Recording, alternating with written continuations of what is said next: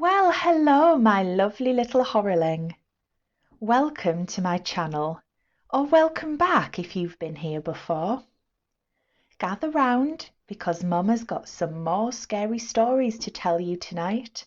But first, hit the notification bell and subscribe to the channel, and you will be the first to hear about new scary story videos just like the one you're about to listen to. Are you ready? Let's begin.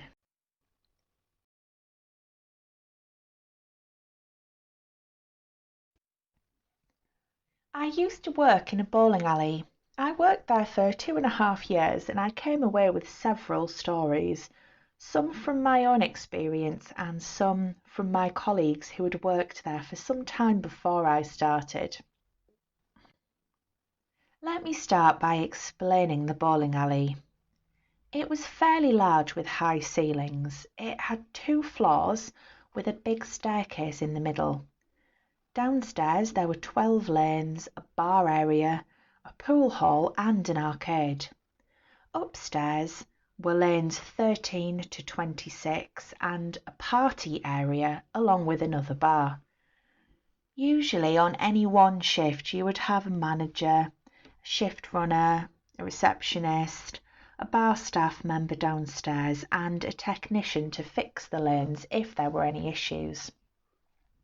If it was a weekend or a busy period, you would have additional staff on reception, somebody in the upstairs bar, and sometimes a party host to supervise kids' parties. The lanes in our bowling alley had sensors that would set off if somebody crossed the foul line. This feature used to be left on for the lanes upstairs, as on a few nights and days during the week some local bowling leagues would come in to practice. In my time there, these sensors were always off. On a closing shift, you would switch everything off in the back offices, turn off the lane machines, come downstairs to the reception and turn off the lights from the desk. The computer stayed on. On one closing shift, the last of the staff had done everything they needed and were all at reception switching the lights off when they heard a noise coming from upstairs. It wasn't very loud and it didn't last long. They waited a second and it happened again. Someone recognised it the second time as the foul line noise. Now, these sensors were weighted. They wouldn't just be triggered by something as small and light as an insect or even a mouse. It would have had to be a substantial weight. One guy decided to check the computer to see which lane was being set off while somebody else headed upstairs. It's absolutely pitch black with the lights turned off. It's awful. But there was nobody up there. This is when things got really weird. He came back downstairs to the desk and then the noise sounded again. And another. And another. It sounded as though someone was running across the lanes, triggering the sensors one by one, but on the computer display, it wasn't consecutive lanes sounding, it was random lane numbers all over the place. Even if there had been someone upstairs, it would have taken more than just one person to pull off something like that. This time, a couple of them ran up the stairs to check things out, and as soon as they reached the top of the stairs, it went silent. They were so freaked out that they just switched everything off, set the alarm, and left as quickly as they could. One of the guys from the close was opening up the next day. He checked the sensors, checked the cameras, and didn't notice anything out of the ordinary, and it never happened again.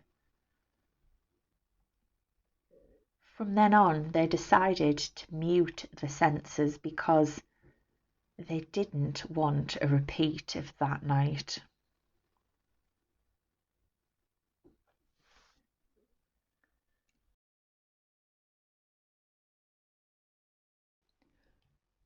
When I was 18, I took an evening job at a Taco Bell.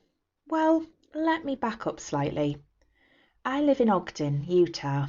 The Taco Bell that I had encounters in was the one on Harrison Boulevard.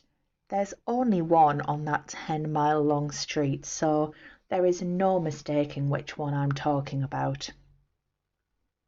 When I turned 18, the year was 1996, back when Taco Bell was still serving the chili cheese burrito. It was right around then that the gordita was introduced. So I worked the closing shift. I was so excited because I loved their food. I learned fast, and the guys whose team I just joined were quick to let me know that the store was haunted. I grew up Jehovah's Witness, so the whole ghosts and spirits thing was instantly dismissed as BS and just some harmless hazing. They insisted, though, that it was the truth and that I would learn soon enough. They weren't wrong. Sleeves of cups and lids would fall off shelving onto the floor. Now, if you know fast food, you know that mostly packaging and cups are often kept in the boxes they get shipped in. So there was no rolling off the shelf. There was no way that they could end up on the ground unless they were intentionally tossed to the floor. At one point, I wanted to challenge the theory, so I meticulously stacked all the stuff, making sure that it was sturdy and not at all likely to end up on the floor. That stuff still ended up on the floor though, no matter how well I positioned it. Then there were the bathrooms. The hand dryers were flipping on and off randomly, all night until about 6. Then it would quiet down. Never when working a random lunch shift. Never during the day. Yet, once the doors were locked, my already dying Jehovah's Witness sensibilities were basically put on life support after my time working there.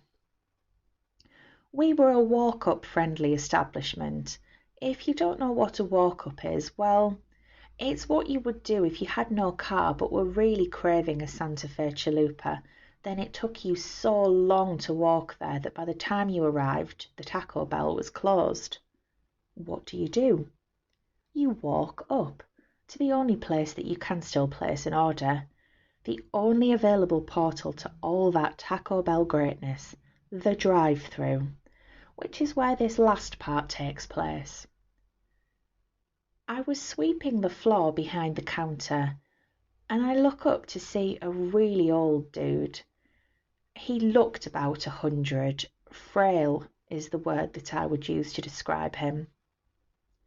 I glance away to prop up my broom and begin walking over.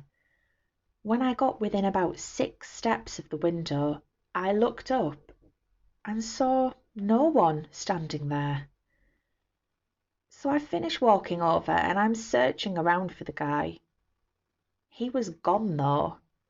24 years later, and I still don't see how this helpless looking man could have possibly sprinted around and out of sight in the short amount of time it took me to drop the broom and walk a few steps.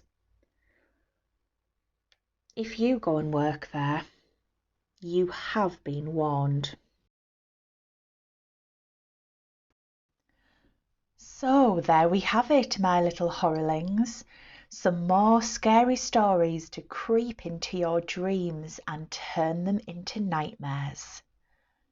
If you've enjoyed this video, please hit subscribe and turn on the notification bell to find out first about more videos just like this one.